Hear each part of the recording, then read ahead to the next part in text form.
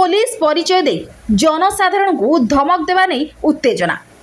अनुगुल जिला बरपाड़ा थाना अंचल एक युवक गाड़ी चालक निजक पुलिस परिचय दे जनसाधारण को धमक देवा अभियोग में अटक रखी बरपाड़ा पुलिस।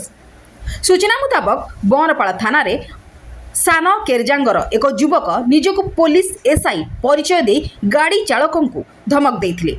एही समय रे स्थानीय अंचल किछि युवक अभियुक्त को काबू कर घटनास्थल में बरपाड़ा पुलिस पहुंची युवक को काबू कर थाना को आनी अभियुक्त नाम रे तदंत आरंभ करिसेंती, किंतु अभियुक्त विरोध में केही अभियोग न करिबारु पुलिस निरुपाय होई छाड़ी देइथिबा जणा पड़िछि।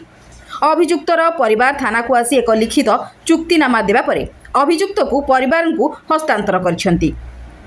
एने बनपाड़ा थाना अधिकारी निरुपमा जेना को पचारिबारु से कहिले से पुलिस परिचय देबा कथा से जानि नाहांती, किंतु उभयक मध्य गाड़ी साइड मरा को झगड़ा होइतिला एवं कौनसी अभियोग न होइतिबारु छाड़ी दिया जाइतिला।